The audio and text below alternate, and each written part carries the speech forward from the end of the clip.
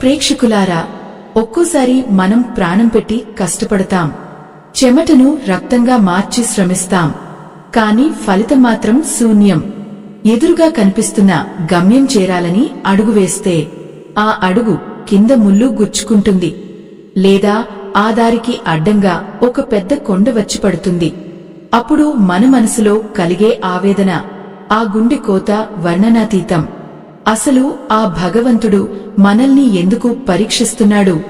మన ప్రయత్నంలో లోపం ఉందా, లేక మన తలరాతలోనే ఆ అపజయం రాసిపెట్టి ఉందా? ఈ అద్భుతమైన రహస్యం మీకు పూర్తిగా అర్థం కావాలన్నా, మీ జీవితం మారాలన్నా ఈ వీడియోను ఎక్కడా ఆపకుండా చివరి వరకు చూడండి. సగం విన్న జ్ఞానం ఏ ఫలితాన్ని ఇవ్వదు. చీకటి పడుతోంది. ఆకాశం నిండా కారుమబ్బులు కమ్ముకున్నాయి. గాలి హోరున వీస్తోంది. ఆ గాలిలో ఒక రకమైన ఆర్తనాదం వినిపిస్తున్నట్టుగా ఉంది. ఆ ఊరి శివార్లలో ఉన్న ఒక పాత దేవాలయం మెట్లమీద రాఘవ కూర్చుని ఉన్నాడు. అతని కళ్లలో నీళ్లు ఆవిరైపోయి కేవలం ఒక రకమైన శూన్యం మాత్రమే మిగిలింది. అతని చేతులు వణుకుతున్నాయి. గత 10 ఏళ్లుగా అతను చేస్తున్న ప్రతి ప్రయత్నం విఫలమవుతూనే ఉంది. ఏ పని మొదలుపెట్టినా అది మధ్యలోనే ఆగిపోవడం, లేదా చివరకు ఘోరమైన నష్టాన్ని మిగల్చడం అతనికి అలవాటైపోయింది. అయ్యో, ఒక మనిషి ఎన్నిసార్లు అని ఓర్చుకోగలడు? ఆ హృదయం ఎన్ని గాయాలను భరించగలదు? రాఘవ చిన్నప్పటి నుండి ఎంతో కష్టపడే స్వభావం కలవాడు. ఏ రోజు సోమరితనానికి చోటు ఇవ్వలేదు. ధర్మబద్ధంగా ఉండాలని, ఎవరికీ అన్యాయం చేయకూడదని నిరంతరం తపించేవాడు. కాని కాలం అతన్ని వెక్కిరిస్తోంది. అతను నిర్మించాలనుకున్న ఇల్లు పునాదుల దగ్గరే ఆగిపోయింది. అతను నమ్మిన వ్యక్తులు అతన్ని నట్టేట ముంచేశారు. చివరకు అతను ఆశ్రయించిన దైవం కూడా మొహం చాటేసినట్లుగా అనిపిస్తోంది.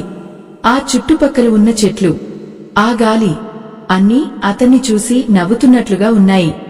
ఎంతటి ఆవేదన, ఎంతటి నిస్సహాయత! ఆ నిశ్శబ్దంలో అతని గుండె చప్పుడు అతనికే భయానకంగా వినిపిస్తోంది. అతను ఒకసారి తన గతాన్ని తలుచుకున్నాడు.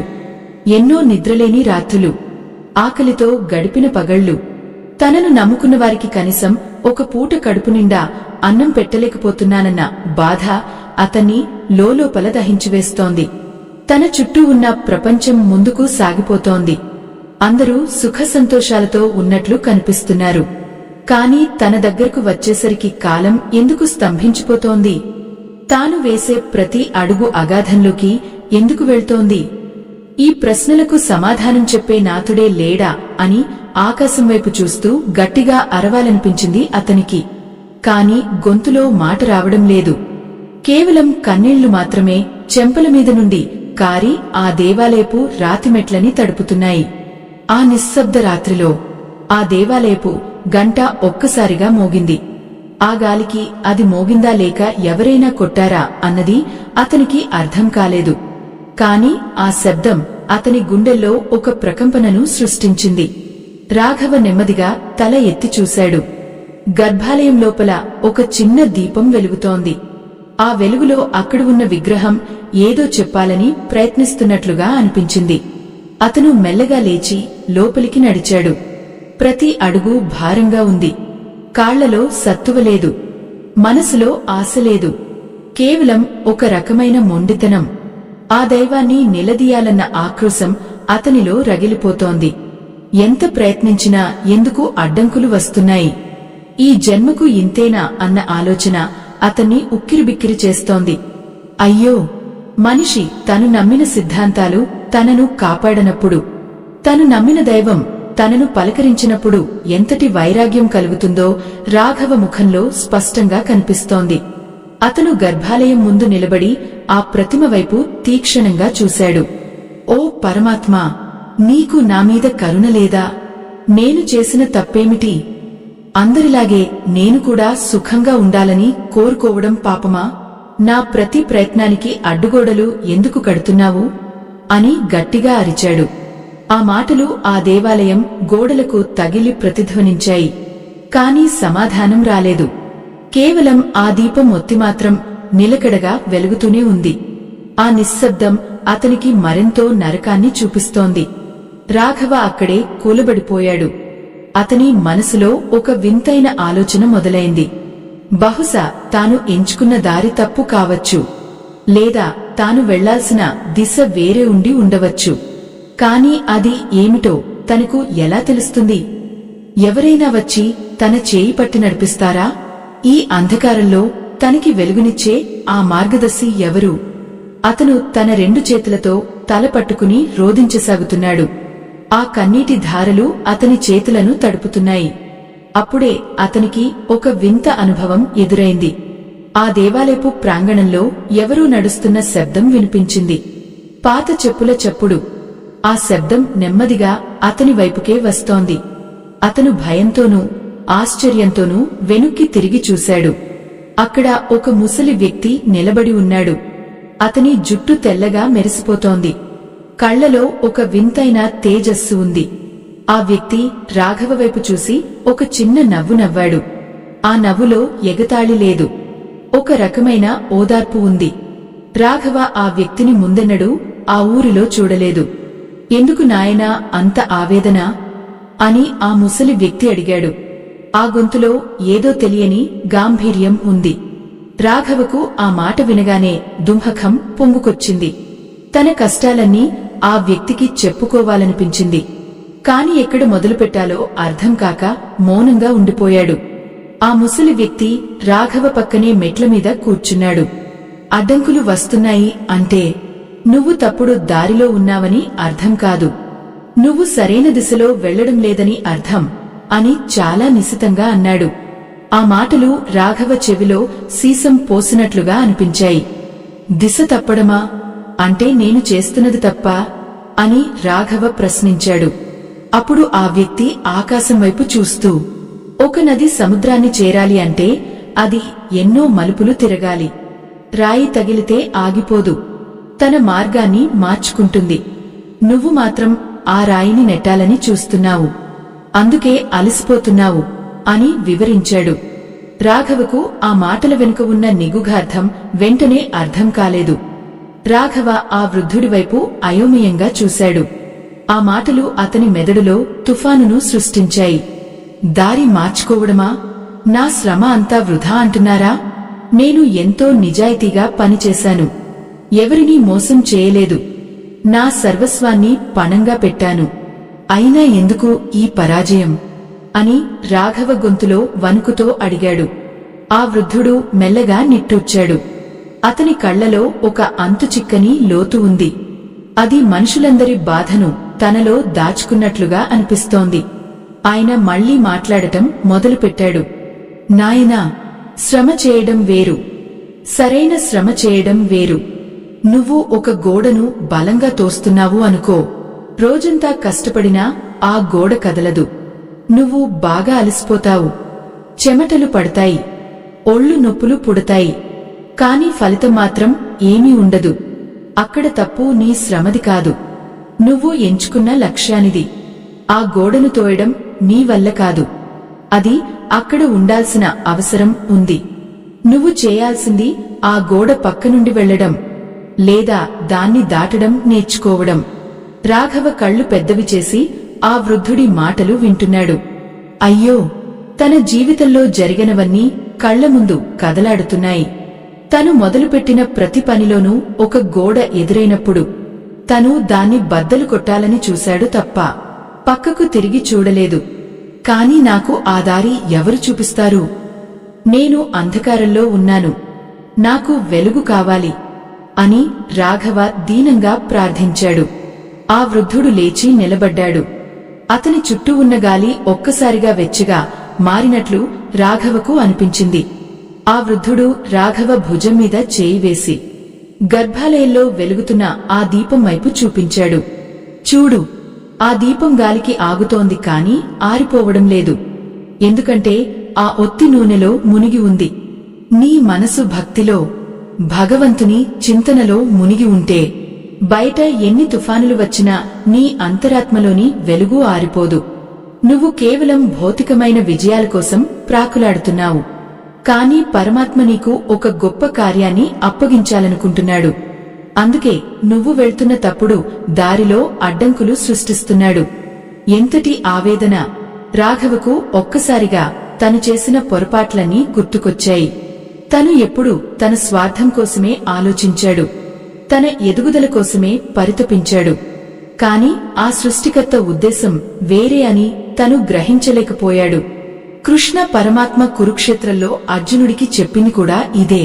అర్జునుడు తన బంధువులను చంపలేనని అస్త్ర సన్యాసం చేసినప్పుడు కృష్ణుడు అతనికి దారి చూపించలేదు. కేవలం తన ధర్మాన్ని గుర్తుచేశాడు. నువ్వు నీ ధర్మాన్ని విస్మరించి ఫలితం మీద మమకారం పెంచుకున్నావు. రాఘవ గుండెల్లో ఒక రకమైన బరువు దిగిపోతున్నట్లు అనిపించింది. కాని ఇంకా ఎన్నో సందేహాలు అతని మనసును తొలిచేస్తున్నాయి. అయితే నేను ఇప్పటివరకు పడ్డ కష్టమంతా వృధా అయిపోయినట్లేనా? నా కన్నీళ్లకు విలువలేదా అని అడిగాడు. ఆ వృద్ధుడు మృదువుగా నవ్వి, కన్నీళ్లు వృధా కావు నాయనా, అవి నీ అహాన్ని కడిగివేసే గంగానది లాంటివి. నువ్వు ఎప్పుడైతే పూర్తిగా అలసిపోయి నేను ఏమీ చేయలేను అని ఆ పరమాత్మకు శరణాగతి వేడుకుంటావో అప్పుడే ఆయన నీ జీవితంలోకి ప్రవేశిస్తాడు. ఆ మాటలు వింటుంటే రాఘవకు ఒళ్ళు గగుర్పొడిచింది. ఆ వృద్ధుడు సామాన్య మనిషి కాదని అతనికి మెల్లమెల్లగా అర్థమవుతోంది. ఆ గొంతులో ఉన్న అధికారం, ఆ మాటల్లో ఉన్న సత్యం కేవలం ఒక అనుభవజ్జురాలైన తల్లివలె గుండెలకు హత్తుకుంటున్నాయి. ప్రేక్షకులారా, మన జీవితంలో కూడా అడ్డంకులు వస్తున్నాయంటే అది మనల్ని ఆపడానికి కాదు, మనల్ని మేల్కొల్పడానికి. ఆ భగవంతుడు మనకోసం ఒక అద్భుతమైన ప్రణాళికను సిద్ధం చేసి ఉంచుతాడు. కాని మనం మన మొండితనంతో దాన్ని అడ్డుకుంటుంటాం. రాఘవ లేచి నిలబడి ఆ ముసలి వ్యక్తి పాదాలకు నమస్కారం చేయబోయాడు. కాని ఆశ్చర్యం! అతను వంగి లేచేసరికి అక్కడ ఎవరూ లేరు. ఆ ప్రాంగణమంతా నిశ్శబ్దంగా ఉంది. కేవలం గాలిలో ఒక రకమైన తులసి వాసన మాత్రమే వస్తోంది. రాఘవ గుండె వేగంగా కొట్టుకోవడం మొదలుపెట్టింది. ఎక్కడికి వెళ్లారు? ఎవరాయనా అని అరుస్తూ చుట్టూ చూశాడు. ఆ చీకటిలో ఎవరూ కనిపించడం లేదు. కాని ఆ మెట్ల మీద ఒక చిన్న నెమలి పించం పడి ఉంది. అది చూసిన రాఘవ కళ్ళు ఆశ్చర్యంతో విచ్చుకున్నాయి. అయ్యో, ఎంతటి అదృష్టం! ఆ పరమాత్మే స్వయంగా వచ్చి తనకు మార్గదర్శనం చేశారా? రాఘవ ఆ నెమలి పించాన్ని చేతిలోకి తీసుకున్నాడు. అది ఎంత మెత్తగా, ఎంత అందంగా ఉందో! దాన్ని తన కళ్లకు అద్దుకున్నాడు. అతనిలో ఒక తెలియని శక్తి ప్రవహిస్తున్నట్లు అనిపించింది. ఇప్పటివరకు ఉన్న నిస్సహాయత, ఆవేదన అన్నీ మాయమైపోయాయి. తనను నడిపించేవాడు ఒకడు ఉన్నాడన్న నమ్మకం అతనిలో బలపడింది. కాని ఆ దారి ఎటువైపు వెళ్తుందో, తాను రేపు ఉదయం ఏం చేయాలో అతనికి ఇంకా స్పష్టత లేదు. ఆకాశంలో మెరుపులు మెరిశాయి. ఒక పెద్ద వర్షం కురవబోతోందని సంకేతం లభించింది. రాఘవ ఆ నెమలి పించాన్ని గుండెలకు హత్తుకుని అక్కడే కూర్చుండిపోయాడు. అతని మనసులో కృష్ణుడు చెప్పిన మాటలు ప్రతిధ్వనిస్తున్నాయి. కర్మణ్యేవాధికారస్తే మా కలేషు కదాచన, అంటే ఫలితం మీద ఆశ వదిలి ధర్మం కోసం పనిచేయడమే నిజమైన మార్గం. కాని ఆ ధర్మమేమిటి? తనలాంటి సామాన్య మనిషికి అది ఎలా బోధపడుతుంది? ఆ రాత్రి గడుస్తున్న కొద్దీ రాఘవలో ఒక కొత్త మనిషి పుట్టుకొస్తున్నాడు. ఆ పరివర్తన చాలా బాధాకరంగా ఉన్నా అది అవసరమని అతనికి అనిపించింది. ఆ దేవాలయపు గోడల మీద ఉన్న చిత్రాలు, ఆ విగ్రహాల కళ్ళు తననే గమనిస్తున్నట్లుగా ఉన్నాయి. రాఘవ ఆ రాత్రి అక్కడే ఉండిపోవాలని నిర్ణయించుకున్నాడు. తన జీవితంలో వస్తున్న ప్రతి అడ్డంకి వెనుక ఉన్న దైవ రహస్యాన్ని ఛేదించాలన్న తపన అతనిలో పెరిగింది. రేపు ఉదయం కొత్త సూర్యుడు ఉదయిస్తాడు. తన జీవితంలో కూడా ఒక కొత్త వెలుగు వస్తుందా? ఆ వృద్ధుడు చెప్పిన మాటల అర్థం తనకి పూర్తిగా బోధపడాలి. లేకపోతే తన ప్రయాణం మళ్లీ మొదటికే వస్తుంది అని అనుకుంటూ కళ్ళు మూసుకున్నాడు రాఘవ. రాఘవకు తన బాల్యం గుర్తొచ్చింది. తన తల్లి చెప్పిన కృష్ణుడి కథలు గుర్తొచ్చాయి. అప్పట్లో అవన్నీ కేవలం కథలే అనుకున్నాడు. కాని ఈరోజు తన జీవితమే ఒక కథలా మారిపోయి ఆ కథలో కృష్ణుడు ఒక పాత్రలా ప్రవేశించాడని అతనికి అనిపిస్తోంది. ఎంతటి విచిత్రం! మనం దేన్నైతే వెతుకుతామో అది దొరకదు. కాని మనం ఎప్పుడైతే వెతకడం ఆపేసి భగవంతుడికి వదిలేస్తామో అప్పుడే అది మన దగ్గరకు వస్తుంది.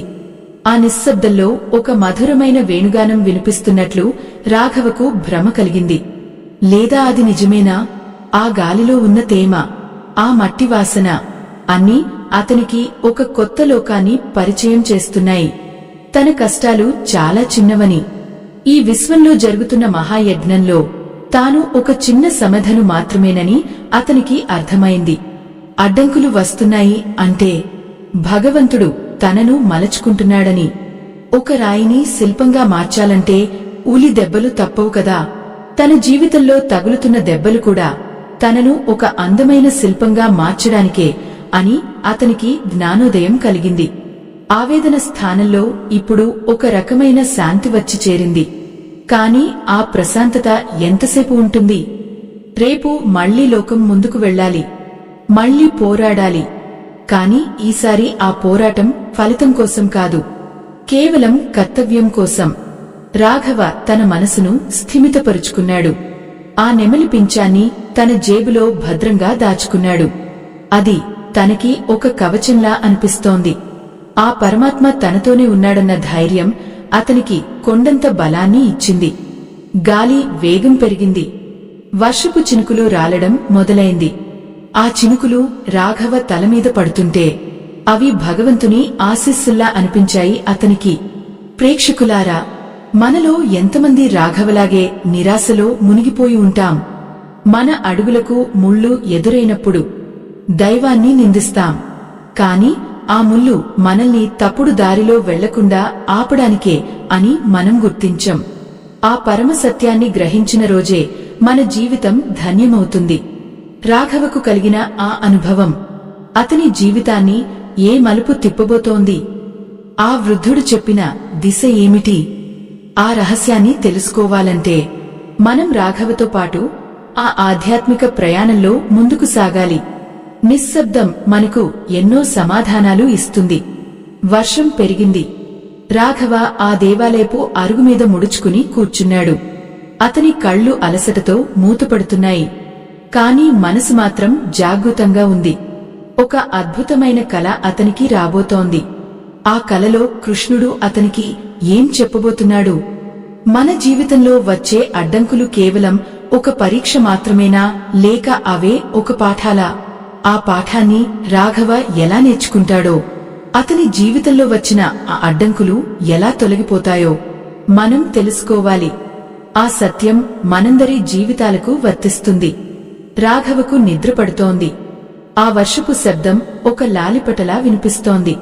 ఆ పాత దేవాలయం అతనిని తన ఒడిలోకి తీసుకుని లాలిస్తున్నట్లుగా ఉంది. అతని ముఖంలో ఇప్పుడు ఆందోళన లేదు. ఒక వింతైన ప్రశాంతత నెలకొంది. ఆ వృద్ధుడు చెప్పిన మాటలు అతని ఉపచేతనలో ప్రతిధ్వనిస్తూనే ఉన్నాయి. దారి మార్చుకో, దృష్టి మార్చుకో, ఫలితాన్ని వదిలే, నిన్ను నువ్వు నాకు అప్పగించుకో అని ఆ స్వరాలు అతనికి వినిపిస్తున్నాయి. రాఘవ ఆ మత్తులో మునిగిపోతూ ఒక కొత్త లోకంలోకి అడుగుపెడుతున్నాడు. ఆ లోకంలో అంతా వెలుగే. ఆ వెలుగులో అడ్డంకులు ఉండవు. కేవలం ఆనందమే ఉంటుంది. వాన చినుకుల సప్పుడు, ఆ దేవాలయపు గంటల మెల్లని గణగణలు. రాఘవ కళ్ళు మెల్లగా అతుక్కుపోయాయి. కాని ఆ నిద్రలో అతనికి ఒక వింతైన కల వస్తోంది.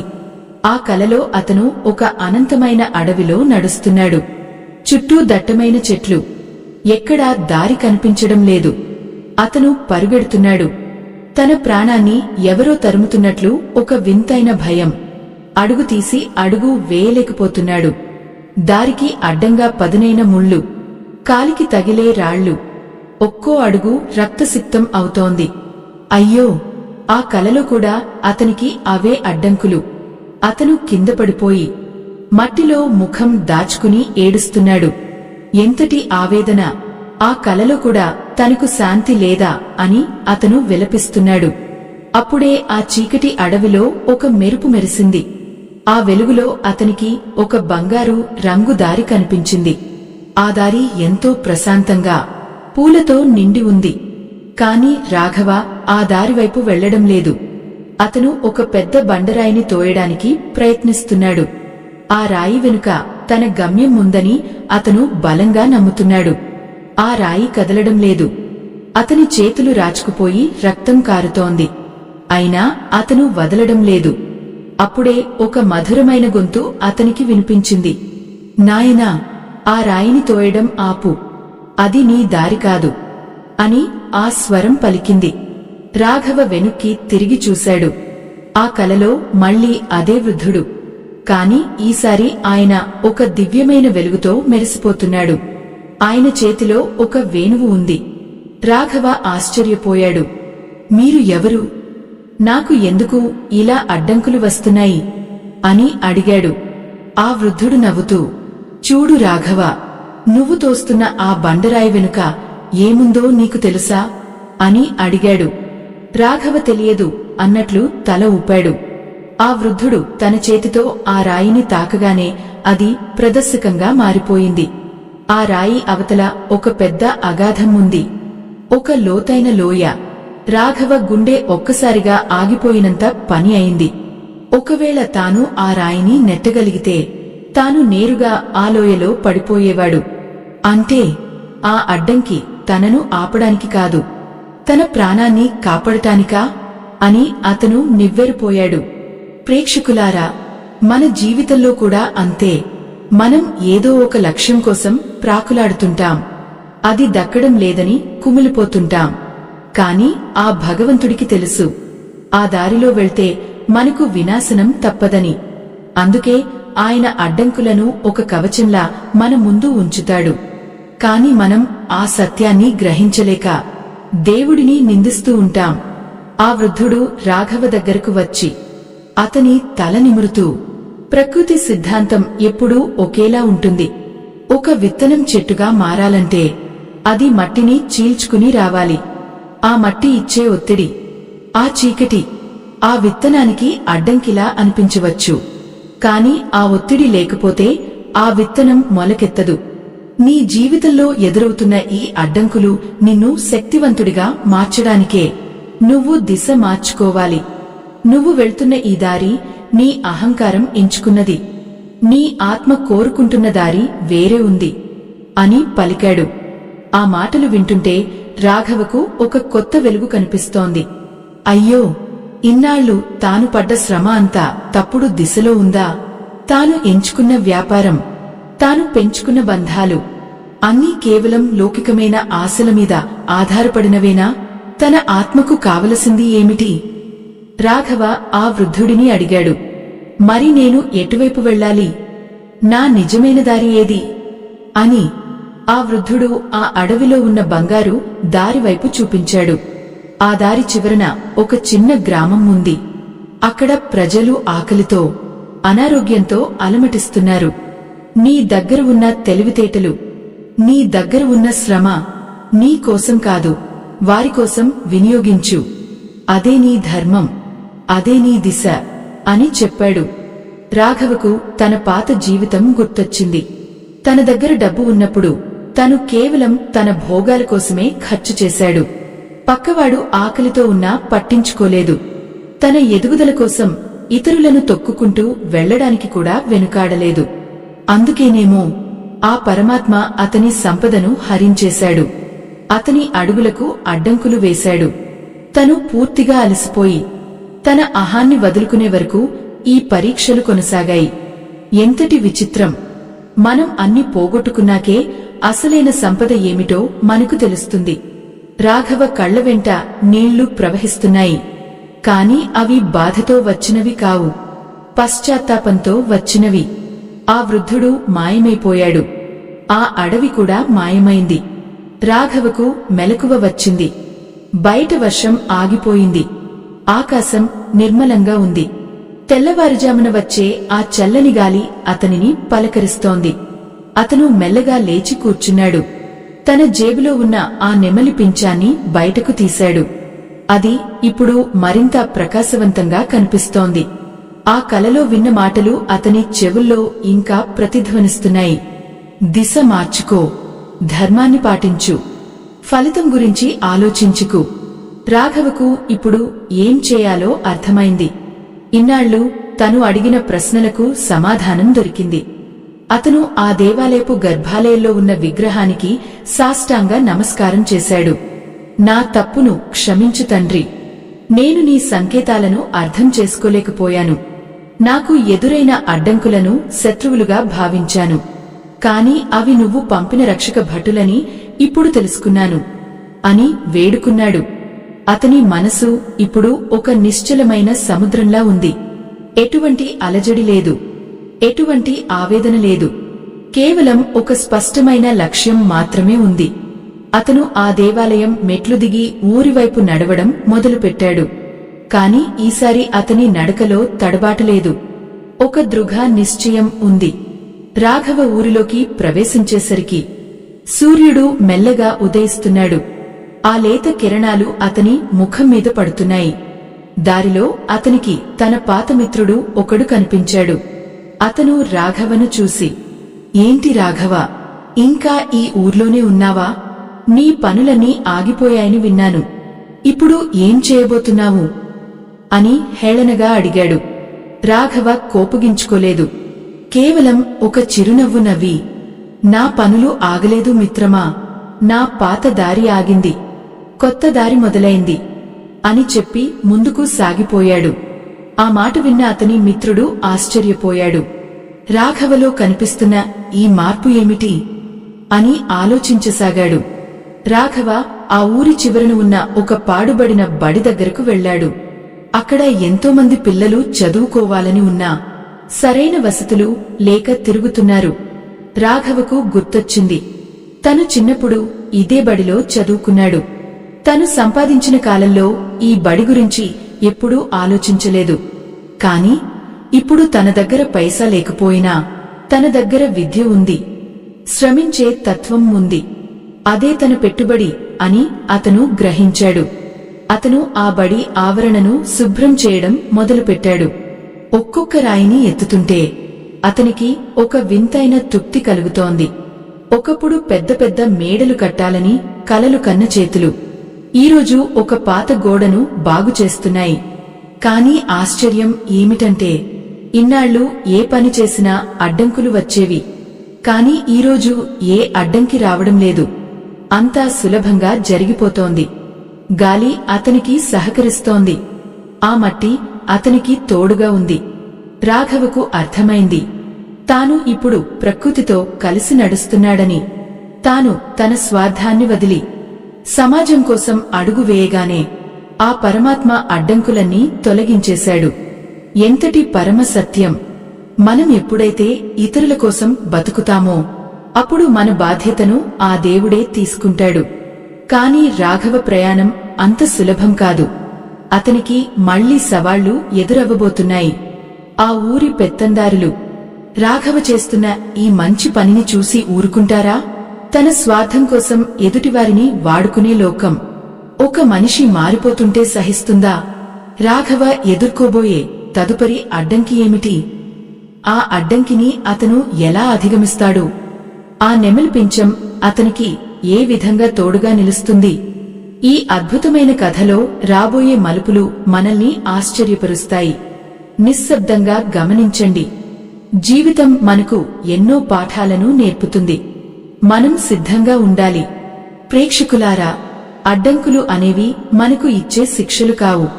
అవి మనల్ని మనం సరిదిద్దుకోవడానికి ఇచ్చే అవకాశాలు. రాఘవ తన జీవితంలో ఆ అడ్డంకుల పరమార్థాన్ని తెలుసుకున్నాడు. కాని ఆచరణలో పెట్టేటప్పుడు ఎన్ని కష్టాలు వస్తాయో అతనికి ఇంకా తెలియదు. ఆ పరమాత్మ ఇచ్చే ధైర్యం, ఆ వృద్ధుడు చెప్పిన మార్గదర్శనం అతన్ని ఎక్కడికి చేరుస్తాయో మనం చూడాలి. ఈ ప్రయాణం కేవలం రాఘవది మాత్రమే కాదు, మనందరిది. మనలో ఉన్న అహంకారాన్ని చంపుకుని లోక కళ్యాణం కోసం అడుగువేస్తే ఆ కృష్ణ పరమాత్మే మనకు సారథా అవుతాడు. రాఘవ ఆ సాయంత్రం వరకు శ్రమిస్తూనే ఉన్నాడు. అతని శరీరం అలసిపోయింది కాని మనసు మాత్రం ఉత్సాహంగా ఉంది. అప్పుడే అక్కడికి కొందరు వ్యక్తులు వచ్చారు. వారి ముఖాల్లో క్రూరత్వం కనిపిస్తోంది. రాఘవ, ఎవడి అనుమతితో నువ్వు ఈ బడిని బాగుచేస్తున్నావు? ఇది మా భూమి, ఇక్కడి నుండి వెళ్ళిపో అని ఒకడు గర్జించాడు. రాఘవ మెల్లగా తల ఎత్తి చూశాడు. అతని కళ్లలో భయం లేదు, ఒక వింతైన స్థితప్రజ్ఞత ఉంది. ఆ అడ్డంకిని చూసి అతను ఇప్పుడు భయపడటం లేదు. ఎందుకంటే తన దిశ సరైనదని అతనికి తెలుసు. ఈ పోరాటంలో గెలుపు ఎవరిది? ఆ దైవ సంకల్పం ఏమిటి? ఆ కరుకు గొంతు వినగానే రాఘవ గుండెల్లో ఒక చిన్న వణుకు పుట్టింది. కాని ఆ వణుకు భయం వల్ల వచ్చింది కాదు. ఇన్నాళ్లు తను చూసిన అన్యాయాన్ని ఎదిరించే సమయం వచ్చిందని అతని అంతరాత్మ చెబుతున్న హెచ్చరిక అది. ఆ ఊరి భూస్వామి శివయ్య మనుషులు ఆయుధాలతో సిద్ధంగా ఉన్నారు. రాఘవ చేతిలో కేవలం ఒక పాతపార, జేబులో ఆ దివ్యమైన నెమలి పించం మాత్రమే ఉన్నాయి. అయ్యో, నిరాయుధుడైన ఒక సామాన్య మనిషి అధికారం, ధనమున్న ముగాల ముందు ఎంతసేపు నిలబడగలడు? ఆకాశం వైపు చూశాడు రాఘవ. సూర్యుడు ఇంకా ప్రతాపాన్ని చూపిస్తూనే ఉన్నాడు. రాఘవ మెల్లగా ముందుకు అడుగు వేశాడు. అతని కళ్లలో ఒక వింతైన మెరుపు ఉంది. అది ఒక యోగి కళ్లలో ఉండే ప్రశాంతత. శివయ్య గారు, ఈ భూమి ఎవరిదన్నది ఆ పరమాత్మకు తెలుసు. ఈ పాఠశాల శిథిలమైపోతుంటే, ఎంతోమంది పిల్లల భవిష్యత్తు చీకటమేమవుతుంటే మీరు దాన్ని ఆక్రమించుకోవాలని చూడటం ఎంతవరకు ధర్మం అని చాలా ప్రశాంతంగా అడిగాడు. ఆ మాటలు విన్న శివయ్య గట్టిగా నవ్వాడు. ధర్మమా? ఈ రోజుల్లో ధర్మం గురించి మాట్లాడేవాడు పిచ్చోడు. నాకు కావలసింది ఆస్తి, అధికారం. నువ్వు ఇక్కడి నుండి వెళ్తావా, లేక నీ ప్రాణాలు పోగొట్టుకుంటావా అని హెచ్చరించాడు. ఎంతటి ఆవేదన! ఒక మంచి పనిని తలపెట్టినప్పుడు కూడా లోకం ఇలాగే అడ్డుపడుతుంది. రాఘవకు ఇప్పుడు అర్థమైంది. అడ్డంకులు కేవలం భౌతికమైనవి మాత్రమే కావు, అవి మనలోని ధైర్యాన్ని పరీక్షించే మానసిక యుద్ధాలు కూడా. అతను తన జేబులో ఉన్న నెమలి పించాన్ని గట్టిగా పట్టుకున్నాడు. ఆ స్పర్శ అతనికి 1000 ఏనుగుల బలాన్ని ఇచ్చింది. నేను వెళ్లను. నా ప్రాణం పోయినా ఈ పాఠశాల గోడల మధ్యే పోతుంది. ఇన్నాళ్లు నేను నా స్వార్థం కోసం అడ్డంకులకు భయపడి పారిపోయాను. కాని ఈరోజు నేను ఒక ధర్మం కోసం నిలబడ్డాను. ఇప్పుడు నన్ను ఆపడం ఎవరి తరమూ కాదు అని గర్జించాడు. శివయ్య మనుషులు రాఘవ మీదకు ఒరకబోయారు. సరిగ్గా అదే సమయంలో ఆ దారిలో వెళ్తున్న కొందరు గ్రామస్థులు అక్కడ ఆగిపోయారు. వారు రాఘవ పడుతున్న కష్టాన్ని, అతను చూపిస్తున్న తెగువను గమనిస్తున్నారు. వారి మనసుల్లో కూడా ఒక చిన్న చలనం మొదలైంది. అయ్యో, మనం కూడా ఈ ఊరి బిడ్డలమే కదా, మన పిల్లల చదువు కోసం ఈ వ్యక్తి ఒంటరిగా పోరాడుతుంటే మనం చూస్తూ ఊరుకోవాలా అన్న ఆలోచన వారిలో రగిలింది. ఒక్కొక్కరుగా గ్రామస్థులు రాఘవ వెనుక వచ్చి నిలబడటం మొదలుపెట్టారు. ఒక సముద్రంలా మారిపోతున్న ఆ జన సమూహాన్ని చూసి శివయ్య ఒక్కసారిగా తెల్లబోయాడు. సనాతన ధర్మాన్ని కాపాడే ఈ మహాయజ్ఞంలో ఆ పరమాత్మ మీకు ఇచ్చిన దాంట్లో మీ గుండెకు అనిపించిన చిన్న సాయాన్ని వీడియో చివర్లో ఉన్న స్కానర్ ద్వారా అందించి భగవంతుని ఆశీస్సులు పొందండి. రాఘవ చూపిస్తున్న ఈ మార్గం కేవలం అతనిది మాత్రమే కాదు, మనందరి బాధ్యత కూడా. ధర్మం వైపు నిలబడినప్పుడు ప్రకృతి కూడా మనకు తోడవుతుంది అన్న సత్యం అక్కడ నిరూపితమవుతోంది. ఆ నిశ్శబ్దంలో ఒక గొప్ప విప్లవం పుట్టుకొస్తోంది. గ్రామస్థుల కళ్లలో కనిపిస్తున్న ఆ నిప్పు శివయ్య మనుషులను వెనక్కి తగ్గేలా చేసింది. శివయ్య గారు, ఇన్ని రోజులు మీరు మమ్మల్ని భయపెట్టారు, మేము భయపడ్డాం. కాని ఈరోజు మాకు దిశ తెలిసింది. ఈ పాఠశాల మా పిల్లల దేవాలయం, దీన్ని మేము కాపాడుకుంటాం అని ఒక వృద్ధ రైతు ముందుకు వచ్చి అన్నాడు. ఆ మాటల్లో ఉన్న శక్తి శివయ్యను వణికించింది. రాఘవ కళ్లలో ఆనంద బాష్పాలు రాలాయి. ఇన్నాళ్లు తను పడ్డ కష్టానికి, ఎదురైన అడ్డంకులకు ఒక పరమార్థం దొరికిందని అతనికి అర్థమైంది. అడ్డంకులు ఎందుకు వస్తున్నాయో తెలుసా అన్న ప్రశ్నకు సమాధానం దొరికింది. అవి మనల్ని ఏకం చేయడానికి, మనలోని నిద్రాణమైన శక్తిని మేల్కొల్పడానికి. శివయ్య తన మనుషులతో అక్కడి నుండి వెనుదిరిగాడు. కాని అతని కళ్లలో ఇంకా పగసెగలు చిమ్ముతూనే ఉంది. ఇది కేవలం ఆరంభం మాత్రమే అని.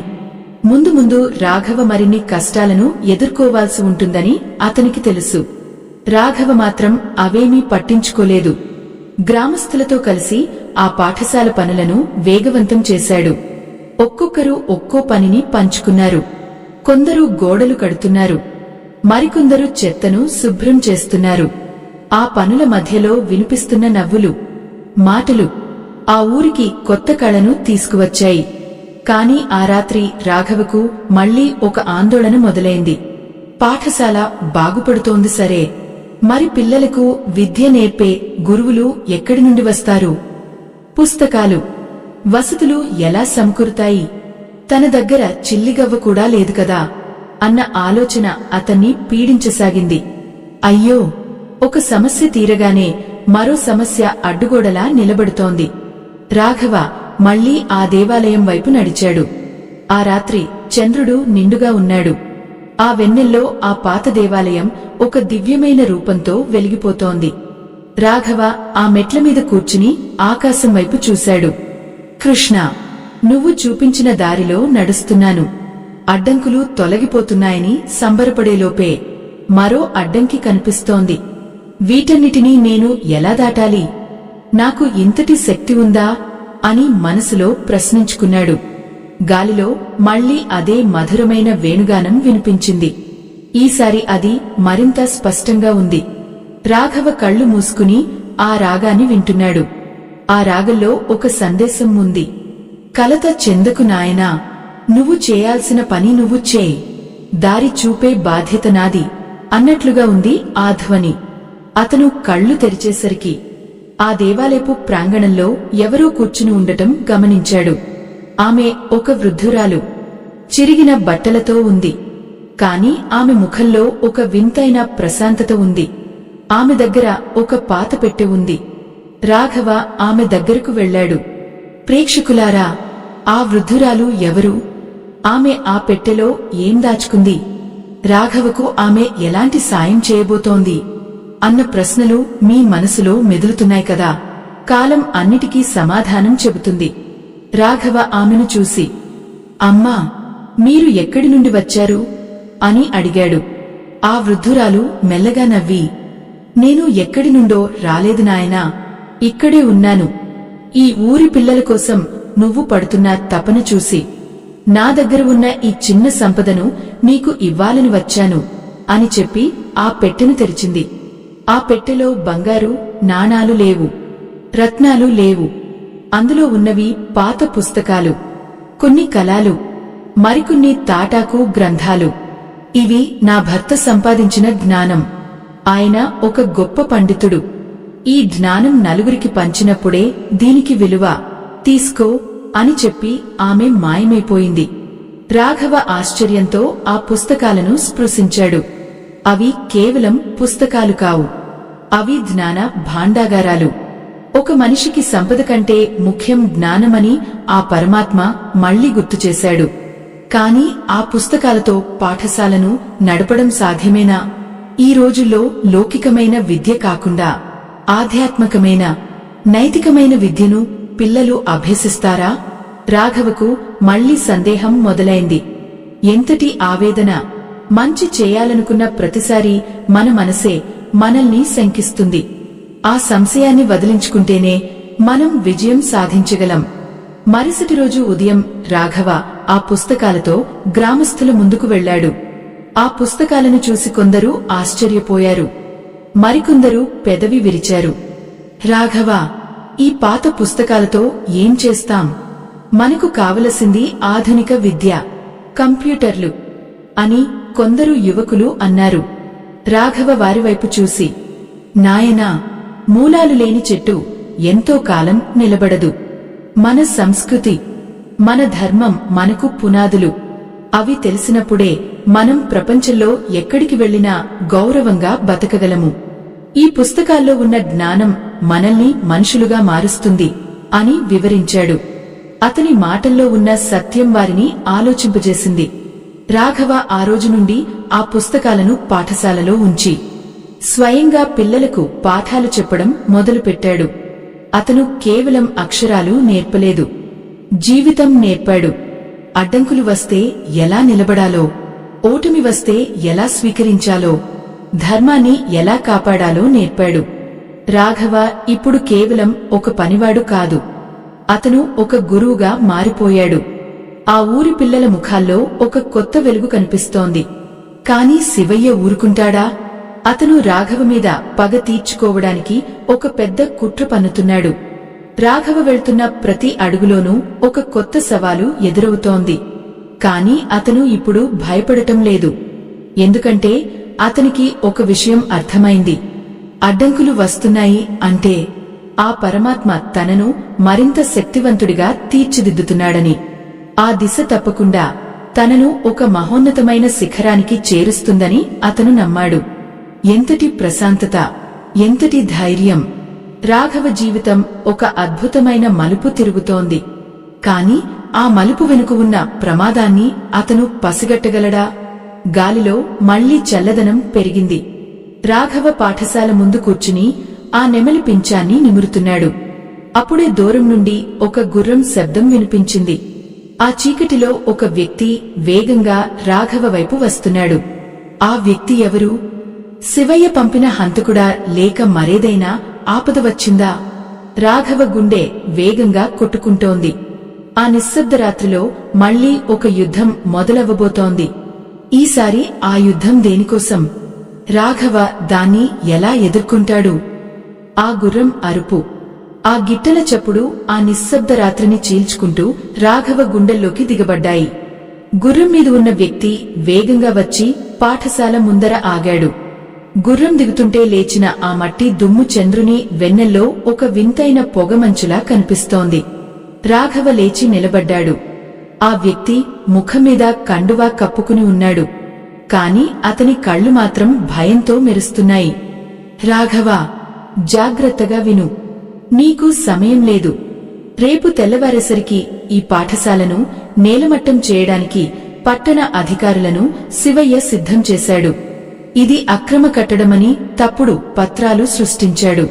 నువ్వు ఇక్కడి నుండి పారిపో, లేకపోతే నిన్ను కూడా బంధిస్తారు అని ఆ వ్యక్తి వణికిపోతున్న గొంతుతో చెప్పాడు. రాఘవ గుండె ఒక్కసారిగా భారమైపోయింది. అయ్యో, ఇప్పుడే కదా పిల్లల కళ్లలో చదువుల వెలుగును చూశాను. ఇప్పుడే కదా ఆ పాత గోడలు ప్రాణం పోసుకుంటున్నాయి. ఇంతలోనే మళ్లీ ఈ విపత్తు ఎందుకు? రాఘవ ఆ వ్యక్తిని గుర్తుపట్టడానికి ప్రయత్నించాడు. అతను శివయ్య దగ్గర పనిచేసే నమ్మకస్తుడైన సేవకుడు. కాని ఈరోజు ధర్మం వైపు నిలబడి ప్రాణాలకు తెగించి హెచ్చరించడానికి వచ్చాడు. నువ్వు ఎందుకు నాకు ఇదంతా చెబుతున్నావు అని రాఘవ అడిగాడు.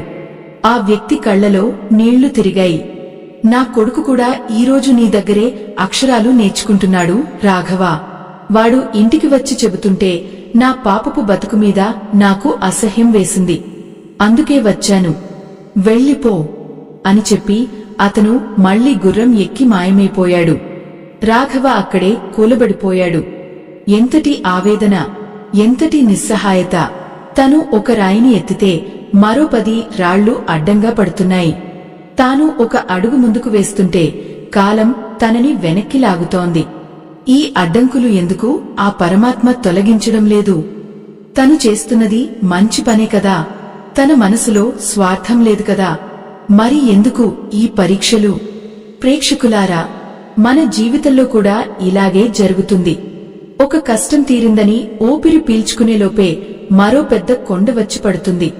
అప్పుడు మనకు అనిపిస్తుంది, భగవంతుడు అసలు ఉన్నాడా అని. కాని ఆ నిశ్శబ్దమే మనకు ఒక గొప్ప పాఠాన్ని నేర్పుతుంది. సనాతన ధర్మాన్ని కాపాడే ఈ మహాయజ్ఞంలో ఆ పరమాత్మ మీకు ఇచ్చిన దాంట్లో మీ గుండెకు అనిపించిన చిన్న సాయాన్ని వీడియో చివర్లో ఉన్న స్కానర్ ద్వారా అందించి భగవంతుని ఆశీస్సులు పొందండి. రాఘవ ఇప్పుడు ఏకాకి కాదు. అతని వెనుక ఆ పరమాత్మ ఉన్నాడు. కాని ఆ నమ్మకం అతనికి ఇప్పుడు కలగడం లేదు. అతను ఆ నెమలి పించాన్ని చేతిలోకి తీసుకున్నాడు. కృష్ణ, ఇదా నీ ధర్మం? ఒక మంచి పనిని కూకటి వేళ్లతో సహా పెకిలించాలనుకుంటుంటే నువ్వు మౌనంగా చూస్తూ కూర్చుంటావా? నా శ్రమకు విలువలేదా? ఈ పిల్లల భవిష్యత్తు నీకు పట్టదా అని గట్టిగా రోదించాడు. అతని కన్నీళ్లు ఆ నెమలి పింఛం మీద పడిమెరిశాయి. ఆ రాత్రి గడిచిపోతోంది. ప్రతి క్షణం ఒక యుగంలా ఉంది. రాఘవ ఆ పాఠశాల గుమ్మం దగ్గర కాపలా కూర్చున్నాడు. అతని చేతిలో ఏ ఆయుధం లేదు. కేవలం తన సంకల్పం తప్ప. తెల్లవారుజామున 4 గంటల సమయం. దూరంగా జీపుల శబ్దం వినిపిస్తోంది. భారీ వాహనాల గర్జన ఆ ఊరి ప్రశాంతతను భంగపరుస్తోంది. శివయ్య నవ్వుతూ ఒక జీపులో కూర్చుని ఉన్నాడు. అతని పక్కనే కొందరు అధికారులు ఉన్నారు. జనం నిద్ర లేవకముందే ఈ పని పూర్తి చేయాలని వారి పన్నాగం. రాఘవ లేచి నిలబడ్డాడు. అతని ముఖం మీద ఎటువంటి భయం లేదు. కేవలం ఒక రకమైన వైరాగ్యం కనిపిస్తోంది. వాహనాలు పాఠశాల ముందర ఆగాయి. ఒక పెద్ద యంత్రం ఆ పాఠశాల గోడను పడగొట్టడానికి సిద్ధమైంది. శివయ్య కిందికి దిగి, ఏరా రాఘవా, నీ ధర్మం ఇప్పుడు ఎక్కడికి పోయింది? చూడు, నీ కళ్ల ముందే ఈ బడిని మట్టిలో కలిపేస్తాను. నువ్వు చేసిన కష్టం, ఆ పాత పుస్తకాలు అన్నీ బూడిద అయిపోతాయి అని వెక్కిరించాడు. రాఘవ మౌనంగా ఉన్నాడు. అధికారులు ఆ యంత్రాన్ని నడిపే వ్యక్తికి సంకేతం ఇచ్చారు. ఆ యంత్రం ముందుకు కదులుతోంది. ఆ గోడను తాకబోతోంది. రాఘవ కళ్ళు మూసుకున్నాడు. అతని మనసులో కేవలం ఒకే ఒక ప్రార్థన ఉంది. నీ ఇష్టం కృష్ణ, అంతా నీ ఇష్టం అని అనుకున్నాడు. సరిగ్గా అప్పుడే ఒక అద్భుతం జరిగింది. ఆ యంత్రం ఇంజిన్ ఒక్కసారిగా ఆగిపోయింది. దాన్ని నడుపుతున్న వ్యక్తి ఎన్నిసార్లు ప్రయత్నించినా అది కదలడం లేదు. పొగలు కక్కుతోంది కాని అడుగు ముందుకు వేయడం లేదు. శివయ్య కోపంతో ఆగిపోయాడు. ఏమైందిరా? దాన్ని తొందరగా నడుపు అని అరిచాడు. కాని ఆశ్చర్యం, మరో 2 యంత్రాలు కూడా అలాగే మొరాయించాయి. అధికారులు అయోమయంలో పడ్డారు. ఇదే సమయంలో ఊరి జనం నిద్రలేచి అక్కడికి రావడం మొదలుపెట్టారు. మగాళ్లు, ఆడవాళ్లు, ముసలివాళ్లు అందరూ ఆ పాఠశాల చుట్టూ ఒక కంచెలా నిలబడ్డారు. ఎంతటి దృశ్యం! ఆ దృశ్యాన్ని వర్ణించడానికి మాటలు చాలవు. ఒక మనిషి సంకల్పం ఎంత బలమైనదో ఆ రోజు ఆ ఊరి ప్రజలు నిరూపించారు. రాఘవ కళ్లు తెరిచి చూశాడు. అతని చుట్టూ ఉన్న ఆ జన సమూహాన్ని చూసి అతని గుండె గర్వంతో ఉప్పొంగింది. అధికారులు వెనక్కి తగ్గారు. సార్, జనం తిరగబడుతున్నారు. ఇప్పుడు మనం ఏదైనా చేస్తే గొడవ పెద్దదవుతుంది అని అధికారులు శివయ్యతో అన్నారు. కాని శివయ్య వినలేదు. నేను చెప్పింది చేయండి. కాల్పులు జరిపినా పర్వాలేదు. నాకు ఈ బడి ఇక్కడ ఉండటానికి వీల్లేదు అని పిచ్చివాడిలా అరిచాడు. అయ్యో, ఒక మనిషి అధికారం కోసం ఎంతటికైనా తెగిస్తాడా? రాఘవ ముందుకు వచ్చి, శివయ్యగారు, మీరు ఈ గోడలను పడగొట్టగలరు. కాని ఈ మనుషుల గుండెల్లో ఉన్న ఆశను ఎలా చంపుతారు? ఈ పిల్లల కళ్లలో ఉన్న వెలుగును ఎలా ఆపుతారు? అడ్డంకులు వస్తున్నాయి అంటే మేము ఆగిపోవాలని కాదు, మరింత బలంగా ఎదురుదాడి చేయాలని అర్థం అని గంభీరంగా అన్నాడు. ఆ మాటల్లో ఉన్న శక్తికి శివయ్య ఒక్క క్షణం నిశ్శబ్దమయ్యాడు. కాని ఆ నిశ్శబ్దం ఎంతోసేపు లేదు. శివయ్య తన జేబులో నుండి ఒక తుపాకీని తీసి రాఘవ వైపు గురిపెట్టాడు. ఊరంతా నిశ్శబ్దమైపోయింది. గాలి కూడా ఆగిపోయినట్టు అనిపించింది. రాఘవ గుండె మీద తుపాకీ గురిపెట్టి ఉంది. నువ్వు ఉంటేనే కదా ఈ ధర్మం, ఈ బడి. నిన్ను చంపేస్తే అంతా నా ఇష్టమే అని శివయ్య వేలును నొక్కబోయాడు. సరిగ్గా అప్పుడే ఎక్కడి నుండి వచ్చిందో తెలియదు, ఒక పెద్ద గాలివాన మొదలైంది. ఆ గాలిలో ఉన్న ధూళి శివయ్య కళ్లలో పడింది. అతని పట్టు తప్పింది.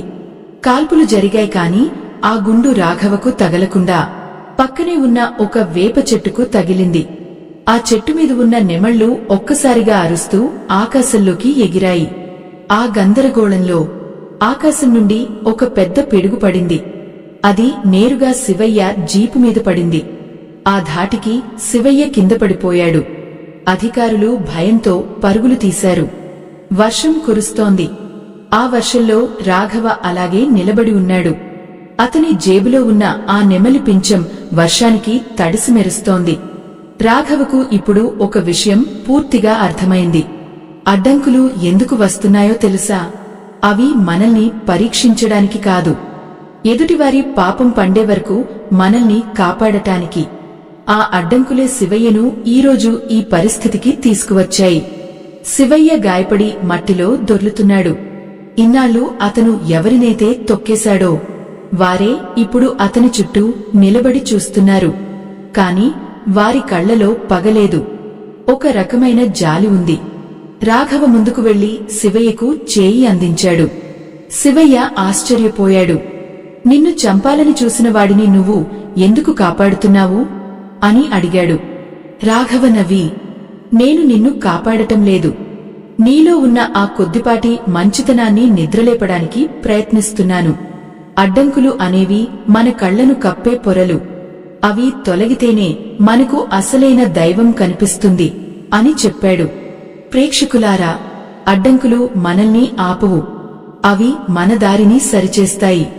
రాఘవ జీవితంలో వచ్చిన ఈ అతిపెద్ద అడ్డంకి అతనిని ఒక వీరుడిగా మార్చింది, ఆ ఊరిని ఏకం చేసింది. కాని ఈ గెలుపు శాశ్వతమా? శివయ్యలో మార్పు వస్తుందా, లేక అతను మరింతటి కుట్రకు తెరలేపుతాడా? ఈ ఆధ్యాత్మిక ప్రయాణం ఇంకా ముగియలేదు.